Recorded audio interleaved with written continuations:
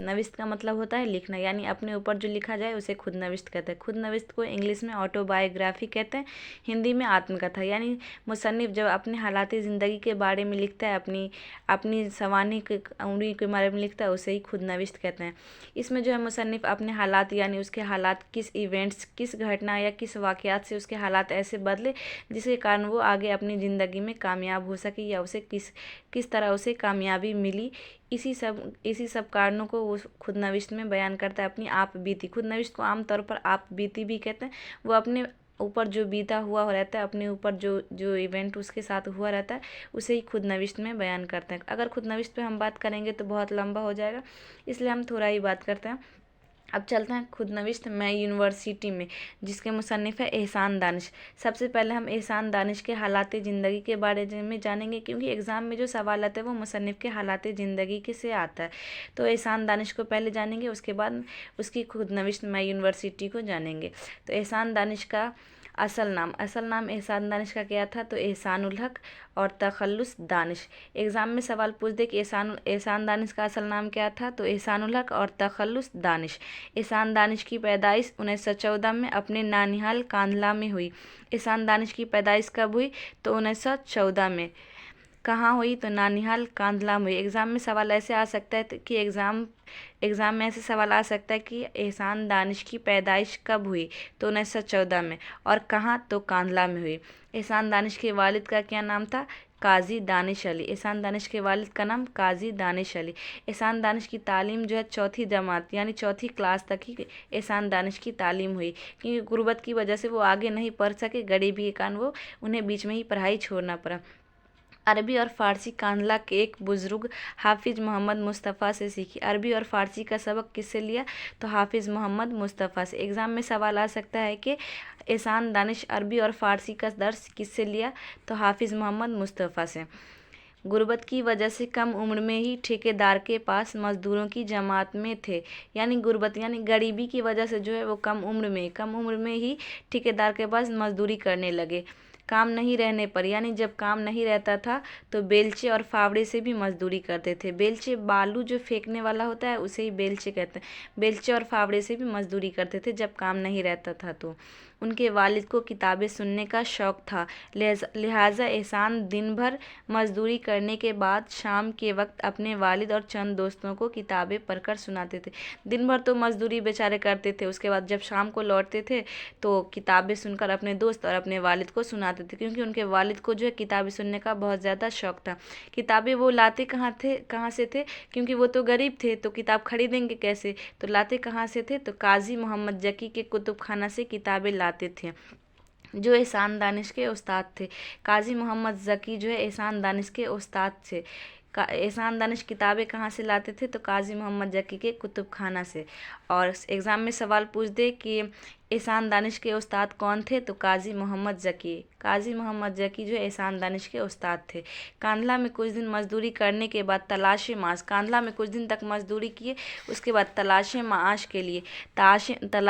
के लिए लाहौर आए, यानी रोज़गार की तलाश में बेचारे लाहौर आए। लाहौर आकर उन्होंने मेमारों के पास ईंट ढोए, यानी मिस्त्री के पास ईंट ढोने का काम किया। उसके बाद रफ्ता रफ्ता मेमारी तक पहुँचे, यानी ईंट ढोते ढोते धीरे धीरे वो मेमारी यानी मिस्त्री का काम, राज मिस्त्री का काम भी सीख लिया और वो भी करने लगे। दोपहर में एहसान दानिश किताबें पढ़ते थे। दोपहर में जब उसे टाइम मिलता था, लंच के टाइम, वो किताबें पढ़ते थे, क्योंकि उन्हें तो किताबें पढ़ने का बहुत ज़्यादा शौक़ था।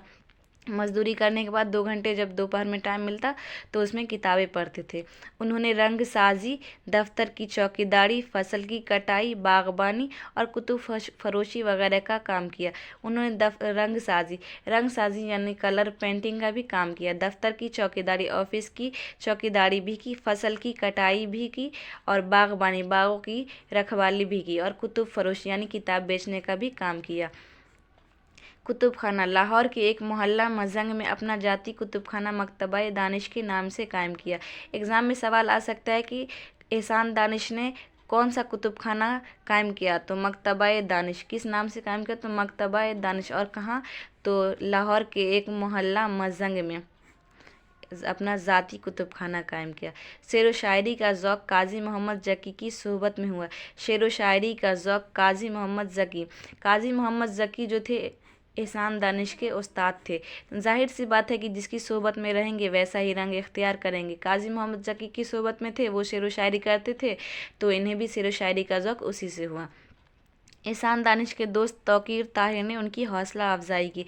एहसान दानिश जो है जब एक बार मुशायरा कर में पढ़ रहे थे, तो उनके दोस्त ने सुना और देखा कि इतने अच्छे मुशायरा कर रहे हैं, बेचारा गुर्बत की वजह से उसका टैलेंट छिपा हुआ है, तो उन्होंने उनकी हौसला अफजाई की, उनकी मदद की, माश से पैसे से उनकी मदद की। एग्ज़ाम में सवाल आ सकता है कि एहसान दानिश के उस्ताद कौन थे, तो एहसान दानिश के दोस्त कौन थे? तो एहसान दानिश के दोस्त तौकीर ताहिर, या एहसान दानिश के दोस्त का क्या नाम था? तौकीर ताहिर।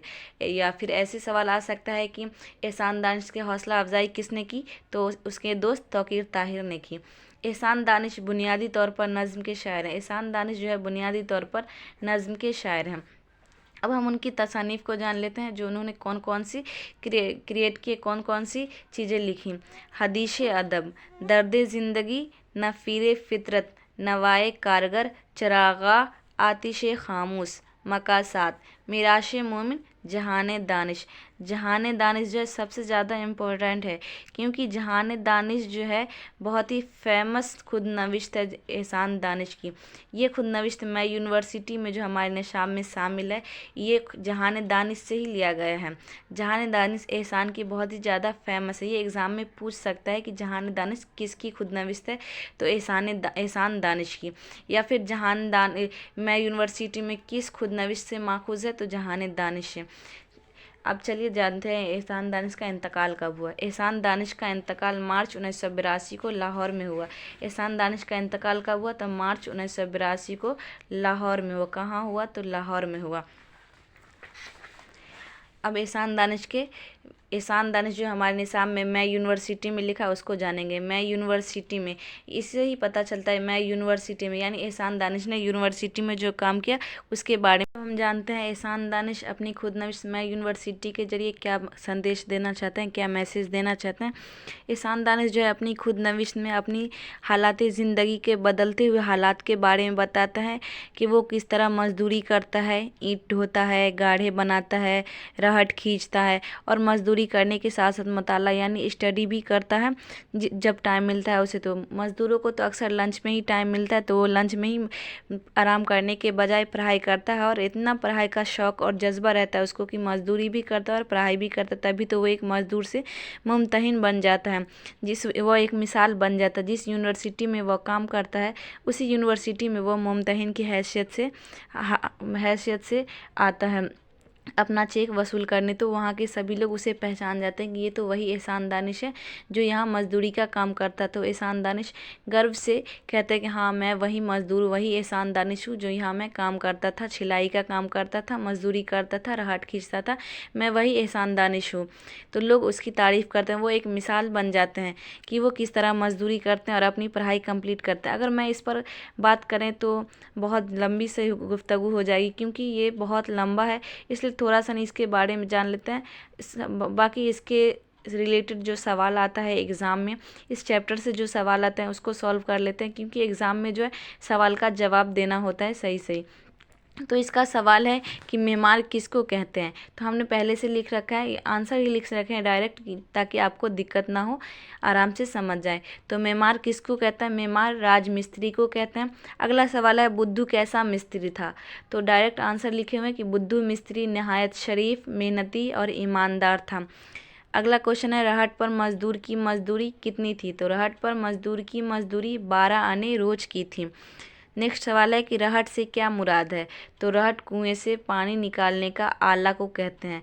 पानी निकालने का आला, आला का मतलब होता है औजार, यानी रहट जो है कुएं से पानी निकालने का एक औजार है।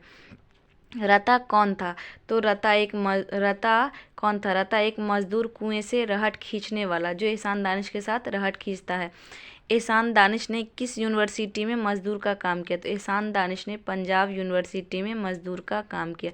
अगला सवाल है कि आम तौर पर रहट चलाने का काम किस जानवर से लिया जाता है। तो यहाँ डायरेक्ट आंसर लिखे हुए कि आम तौर से रहट चलाने का काम बैल जैसे जानवर से लिया जाता है। रता की निगाहें ममूनियत से क्यों झुक गई?